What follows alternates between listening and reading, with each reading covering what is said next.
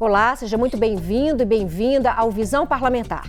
Aqui a gente mostra o que pensam e também o que fazem os deputados estaduais mineiros.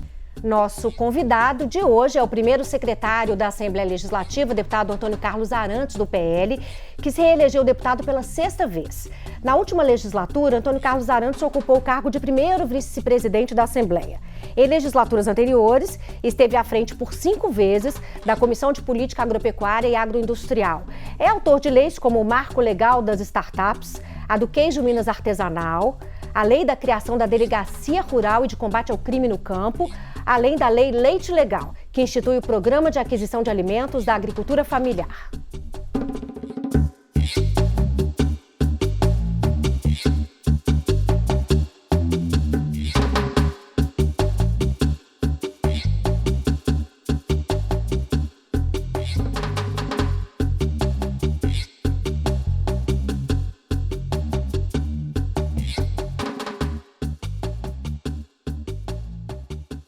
Deputado, muito obrigada pela presença, parabéns pela reeleição. O senhor foi o 4º deputado mais votado aqui da Assembleia Legislativa, não tive a oportunidade de parabenizar, e também pela eleição ao cargo de primeiro secretário. Eu queria que o senhor falasse um pouquinho da importância desse cargo de primeiro secretário, que fiscaliza as despesas da Assembleia Legislativa. Quer dizer, é um cargo de muita responsabilidade, né, deputado? Porque o senhor está lidando com o dinheiro público e um bom uso desse dinheiro, né? Sem dúvida. Primeiro, cumprimentar todos também os telespectadores da TV Assembleia.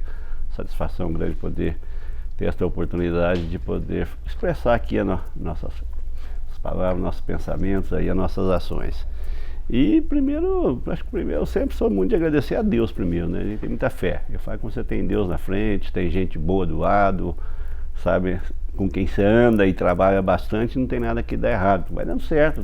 E quando é errado, que não era para dar certo, e Deus prepara as coisas da melhor forma. Então, o senhor imaginou que o senhor ia trilhar esse caminho aí também 6 vezes, deputado? Na realidade, quando eu cheguei aqui no meu primeiro discurso, na minha primeira fala, eu disse que eu ia sentar na última cadeira e que eu estava aí para aprender, que a pretensão minha não era ser presidente, não era ocupar o principal cargo. O meu principal objetivo era usar o meu cargo para transformar a vida das pessoas, para melhorar a vida das pessoas, o seu meio, ser respeitado, ser reconhecido como um deputado que trabalha, um deputado que dá resultado. E o objetivo a gente conseguiu, e foi um passinho de cada vez, né? Logo a gente já estava sentando mais na frente, não era na última cadeira, participando das comissões importantes. Sentando na janela, digamos assim, a gente não pode ir chegando de qualquer jeito, não pode chegar chegando, né? Tem que... É o meu estilo, né, de chegar devagar, conversando, ouvindo, fala quem ouve mais acerta mais. A gente nunca, aquele que acha que sabe tudo é o que menos sabe, né? E aquele que tem a humildade para ouvir, para entender, para discutir, para reconhecer, para respeitar aí o pensamento, as opiniões das pessoas, ele só tem a crescer, né? E a gente fez isso com muita calma, afinal de contas agora já estou aqui como veterano, estou entre os 5 deputados mais velhos aqui da Assembleia. Chegou uma moçada nova aí, a média foi lá para baixo. Foi mesmo, né? Muitos deputados jovens entrando nessa legislatura. Né? Mas sobre esse cargo aí, então, da e aí fiscalização... Chegamos depois, eu sempre pleiteei aí comissões, né? No caso de agropecuária, desenvolvimento econômico, né? E conseguimos fazer um trabalho que foi reconhecido, temos muitos projetos interessantes, muitas ações importantes. E depois, quando foi na legislatura passada, eu achava que já era hora da gente pleitear um cargo na mesa, né? Tá mais próximo ali da cúpula, né? E foi o que eu consegui na época, no mandato passado, ser o vice-presidente da Assembleia, o primeiro vice. E conseguimos uma experiência positiva. Agora, novamente, buscando aí uma expressão maior. Inicialmente trabalhando para ser o presidente, de repente percebemos que era hora de fazer uma composição, porque quem pleiteava a presidência, porque era do nosso agrado, o Tadeu, tinha um perfil fantástico de agregar as pessoas, de transitar muito bem na esquerda, no centro e na direita, e era a pessoa que estava no meu e no nosso entendimento, tanto é que ele foi uma votação muito tranquila, né? Ele seria o nome certo. E o cargo mais importante depois seria a primeira secretaria, no qual eu pleiteei. E fui também vitorioso, né? Então a primeira secretaria hoje posso dizer que me enriquece. Foi um trabalho que a gente fez para crescer e hoje ocupou esse espaço tão importante. A primeira secretaria, ela o cargo, né, que te dá uma responsabilidade muito grande, né, porque para todos os contratos passa pela gente, todas as contratações, todas as despesas da Assembleia passa pelo crivo da gente, passa pela assinatura da gente, então é muita responsabilidade, a gente tem que estar muito bem assessorado. Eu fiquei feliz porque o Tadeu manteve aí, no caso, o Cristiano, que já tem muita experiência, né? Uma equipe dele que já é uma equipe bastante madura, bastante experiente, que dá uma certa tranquilidade para a gente também. Mas, ou seja, o cargo de primeiro secretário, ele tem que cuidar dos interesses de todos os 77 deputados, de todos os servidores da casa, né? De tudo que passa nessa casa, a gestão administrativa de serviço, de limpeza, por exemplo. Terminando aqui agora, eu vou reunir com o pessoal da limpeza, né?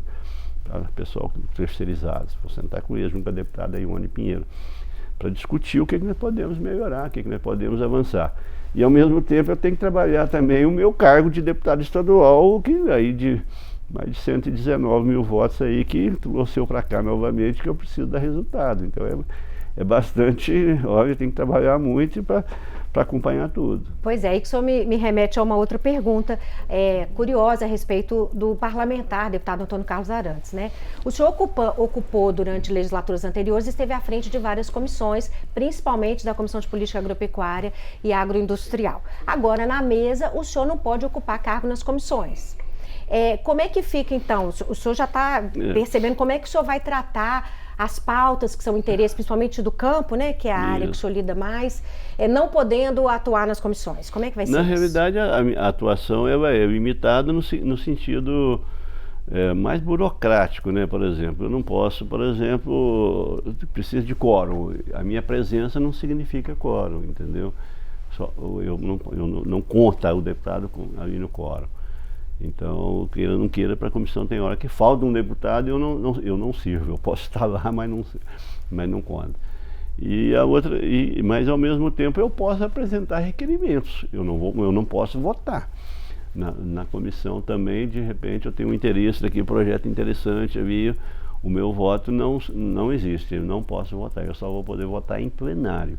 Ou seja, então são questões burocráticas, mas isso no meu entendimento não afeta nada não, porque primeiro aqui na Assembleia, se você tem relacionamento, se você transita com todo mundo, que é o meu caso, isso facilita. Você precisa de ter um quórum aí para aprovar determinado projeto. Se você tem interesse, você liga para os amigos, liga para os companheiros, eles vão lá e te dá quórum. Precisa da aprovação daquele projeto, você tem interesse, você vai convencer, sentar com cada deputado da comissão e vai convencê-lo. Aí vai depender do seu argumento. E a gente sempre teve argumento muito tranquilo, então que ótimo. Não acredito que teria nenhum prejuízo, não. Perfeito. Deputado, o senhor falou da eleição do presidente da Assembleia. O PL, o partido do senhor, e o PT, com espectros ideológicos bastante diferentes, se uniram em nome do deputado Tadeuzinho para a eleição para a mesa da Assembleia, para a presidência da Assembleia. Eu queria que o senhor falasse um pouquinho como é que fica a condução das pautas do Legislativo a partir de agora. Eu analiso por dois lados. Primeiro, todos os dois lados positivos. O primeiro significa o amadurecimento dos partidos, o amadurecimento dos componentes dos partidos, que na hora de votar ele não ouviu a questão ideológica. Segundo, mostra também, aí no meu entendimento, o perfil do candidato, porque não significa que em todas as pautas nós vamos estar junto com o PT. Provavelmente vai ter grande parte das pautas que nós vamos estar de forma totalmente antagônicas, totalmente em campos diferentes, né? Mas quando se fala da presidência, não é porque nós temos que unir e eleger o presidente. Não foi isso. Quem era o candidato? Qual o perfil do candidato? Então o mérito não é só nosso de entender e ter esse amadurecimento, mas o maior mérito foi do candidato, do Tadeu, que mostrar, porque é uma pessoa que eu até fiz questão de elogiar, que ele está onde ele merece estar. Por quê? Porque ele, durante esse período de 4 mandatos dele, ter 3 mandatos, indo agora para o 4º, o que ele fez aqui dentro? Ele construiu amizade, respeito com todo mundo. Você não vê uma pessoa que fale mal dele.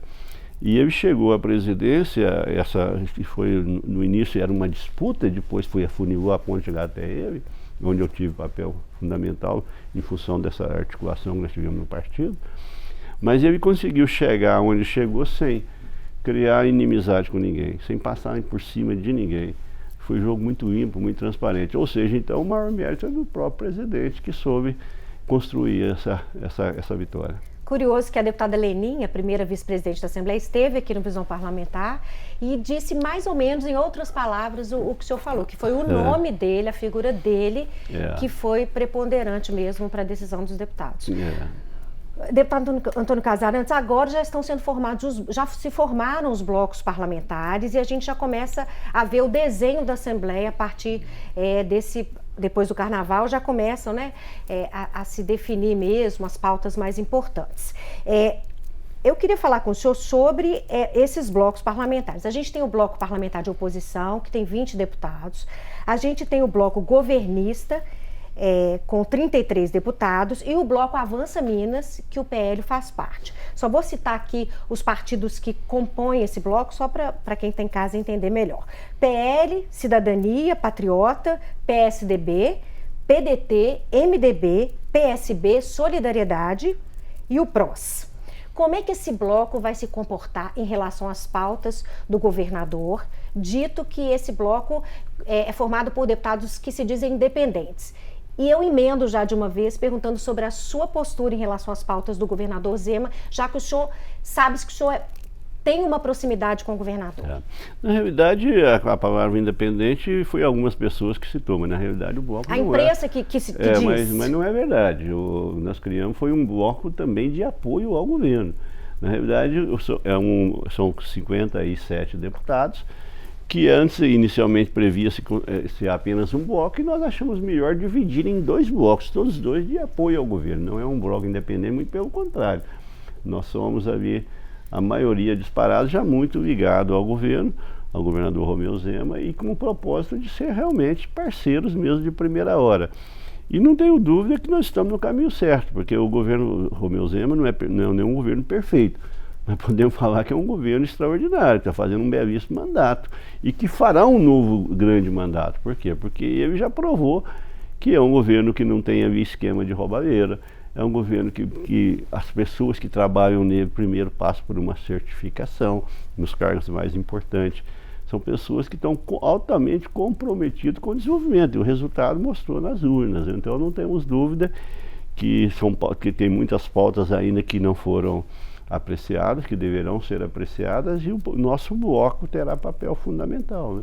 Então, o que a gente vê hoje, eu falei isso com o governador, o senhor terá, no meu entendimento, desde quando eu estou na Assembleia, a maior base que um governador possa ter, a não ser que te erre muito. Eu falei, se o seu governo tiver, o seu pessoal que está ali à frente, tiver o que o senhor tem de sobra, que é humildade, porque humildade pressupõe em respeito às pessoas, em diálogo, em ceder, avançar na hora que tem que avançar, mas ceder na hora que tem que avançar, que tem que ceder.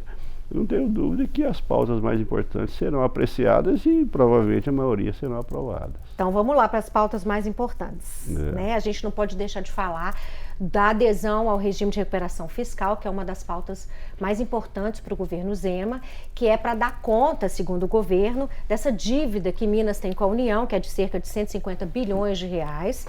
A Justiça já deu o aval para o governador fazer essa adesão, mas o governador Zema quer o apoio da Assembleia nesse sentido, e esse projeto deve entrar na pauta. Esse projeto não tem o apoio da oposição em função das contrapartidas que essa adesão propõe. Uma delas é privatização de empresas, corte de alguns benefícios que os funcionários públicos têm. E eu queria que o senhor falasse um pouquinho sobre isso, sobre a dificuldade que vocês vão ter, né, em convencer os outros parlamentares a votar nessa adesão. Olha, primeiro, quando se fala regime de recuperação fiscal, o pessoal fala muito, mas você pergunta, mas no que você é contrário?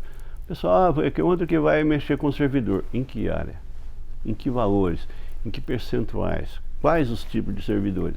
Na realidade, a Assembleia nem colocou o plano de recuperação fiscal para ser discutido. E quando você não aprofunda num determinado assunto, num determinado projeto, fica até difícil opinar. não conheço, então eu sou contra. Não é bem assim. Eu acho que primeiro ele tem que ir para a mesa, ele tem que ser pautado. E é o que o nosso presidente prometeu. Não prometeu aprovação de projetos, ele prometeu pautar os projetos, trazer para a grande discussão. Então, a partir do momento que você tenha um projeto que tenha ônus, ok. Mas e os bônus, quais são? Precisa ter argumentos. A partir do momento que você analisa que tem mais bônus do que ônus, tem que aprovar. Eu acho que sim, faz parte, eu acho que tem que caminhar para esse rumo. Não, mas houve falhas, os ônus são muito piores. Vamos melhorar esse projeto, por que não? O projeto não pode ser uma receita pronta, não pode ser um projeto estático, ele tem que ser movimentado, muitas vezes o projeto realmente vem mais forte, né, assim, com impactos maiores, e durante a discussão você busca entendimento e acaba melhorando o projeto. Eu acho que o parlamento, esse é o principal papel dele. Então o que nós temos que fazer realmente é trazer o projeto para dentro, colocar na pauta e avançar as discussões. O deputado, o senhor acredita que essa adesão ao regime de recuperação fiscal pode ter alguma mudança em função de agora ser o presidente Lula e ele foi articulado inicialmente com o presidente Bolsonaro? Olha, é muito difícil você falar assim, falar em suposições. Não houve nenhuma manifestação ainda do governo federal. Como é que você vai opinar uma coisa que eles não manifestaram? Eu acho que seria até incoerente de minha parte, né? Eu acredito que as pessoas, eu sou daquele pensamento que as pessoas têm que ter responsabilidade com seus cargos, né? O regime de recuperação fiscal, ele é uma necessidade, sim, porque nós temos uma dívida que é impagável. Da forma que está, se amanhã cair essa liminar, o Estado vai à falência total. Aí o servidor não vai receber o salário normal, entendeu? Aí o Estado vai ter problemas de atraso de servidor, vai ter problemas de saúde, de educação. Então nós temos que analisar, aprovando o que vai acontecer, qual a evolução. Não aprovando o projeto, como está, por exemplo, o que o Estado vai perder? Você tem que medir também as consequências, porque nós estamos aqui também, não é só para também votar coisas populares, tem coisas que é impopular, mas muitas vezes você tem que, como diz, quebrar o ovo para fazer o omelete, né? Muitas vezes você tem que criar. Você vai reformar uma casa, por exemplo, é uma bagunça, é poeira, é sujeira para todo lado, mas no final depois fica tudo bonito. Fica tudo bonito. Agora precisa avaliar também se o projeto de reforma não vai ficar pior ainda do que está, né? Deputado, uma das preocupações do mandato do senhor ao longo desses 6 anos, seis legislaturas, né, foi a questão do homem do campo e também a questão ambiental. O senhor é autor de um projeto que prevê isenção de ICMS nas operações da construção civil que utilizem o rejeito ou estéreo de minério como insumo. Isso é uma forma de aproveitar o que sobra da mineração. E uma discussão que se coloca agora, já vem desde a legislatura passada, é como é que Minas Gerais pode desenvolver uma nova matriz econômica e não ficar tão dependente da mineração e sujeita a esses problemas todos, como aconteceu em Brumadinho, né, essas tragédias. Eu acho o seguinte... Como é que o senhor pensa esse assunto? Eu penso o seguinte, primeiro você tem que conciliar produção e preservação. Isso é totalmente possível. E às vezes, muitas vezes você vai determinadas produções, você tem uma determinada impacto ali de agressão, mas você precisa entender o seguinte, que muitas vezes você impacta, mas aqui vai gerar um recurso tão grande que você pode fazer compensações muito maiores do que os impactos que foram causados. Então, por exemplo, você vai fazer uma exploração de uma mineradora que vai impactar 100 hectares. Mas o que você vai arrecadar para o Estado, vai gerar emprego, vai gerar desenvolvimento, vai gerar qualidade de vida para as pessoas. Você pode pegar parte do que vai gerar de recursos, e no impacto você vai ter 100, você pode preservar 1000 ou mais de áreas que estão degradadas. Então você não pode ser também assim, de forma muito radical nas coisas e achar que qualquer agressão ali é inviável. Mas você acha que a longo prazo Minas Gerais sobrevive sem a mineração e não é o momento certo de pensar uma matriz econômica diferente? Eu acho primeiro que você tem que pensar sim, e tem pensado em Minas, tem sido um grande severo na área rural, né, do setor do agro, hoje que está assim, bombando no nosso entendimento, e que tem mais 5 milhões de hectares de áreas abertas que não precisa desmatar, que pode também transformar em área de produção ali no campo, né, de grãos principalmente, de café, frutas. Ou seja, o potencial de Minas ainda de crescimento ainda é muito maior. Agora, seria também uma hipocrisia nossa você ter uma grande riqueza mineral e não aproveitar. Isso eu acho que isso é totalmente fora da realidade, porque fora falam muito, inclusive ONGs, né, falam muito do Brasil, falam de agressão, fala disso, só que lá eles fazem, mas aqui não pode fazer, né? Por exemplo, você vê o presidente da França, é um crítico voraz contra o Brasil, só que estava lá na África, explorando a pobreza da África lá, e são miseráveis, que hoje pelos franceses, são explorados pelos franceses. Quer dizer, é muito bonito você falar e não fazer lá para eles.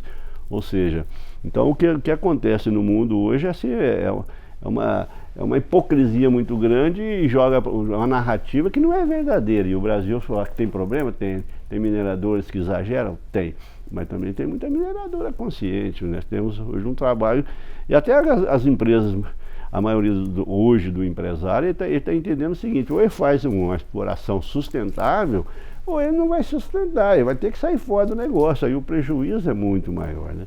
E há que a gente lembrar, né, ao telespectador, o trabalho da Assembleia Legislativa, fazendo leis mais rigorosas para a mineração, né, a Lei Mar de Lama Nunca Mais, que força agora o empresariado a trabalhar com mais consciência. Para você ter uma ideia, eu tenho um projeto de lei que está tramitando na Assembleia, que chama o Anticatástrofe, desde 2015, e na época eu não consegui aprovar esse projeto, em função de lobby até de mineradora. Essa foi a realidade.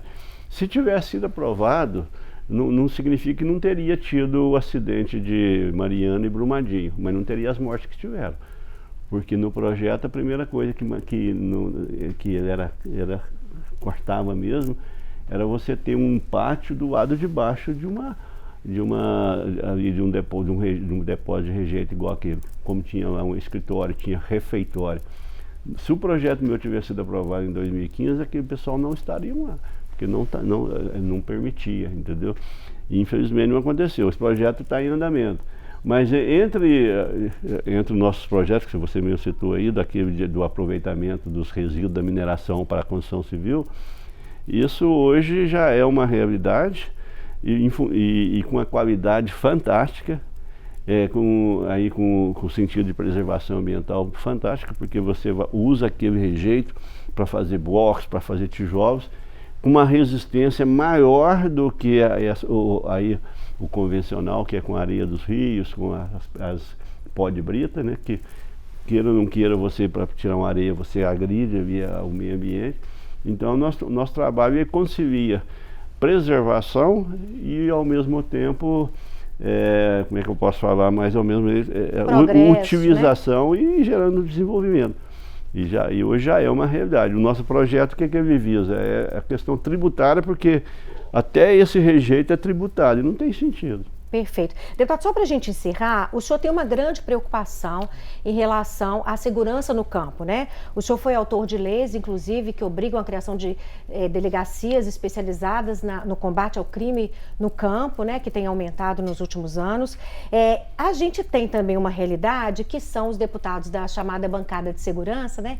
Que vão cobrar do governador nessa legislatura mais firmemente direitos de servidores, né? Eles cobram algumas coisas desde a legislatura passada, e eu queria saber como é que o senhor pode ajudar nesse sentido, já que também a questão da segurança passa pelo mandato do deputado Antônio Carlos Arantes. Então, a questão de segurança sempre foi uma prioridade nossa, porque morar no campo e não ter segurança é muito sério, e isso faz com que aumente o êxodo, e também tem aí as pessoas são vítimas de crime.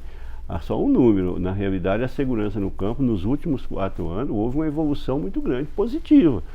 E aí muita gente não é a favor, mas a questão do armamento foi fundamental. O produtor armado no campo evitou muito acidente, muito roubo, evitou muito assalto, evitou muitas mortes.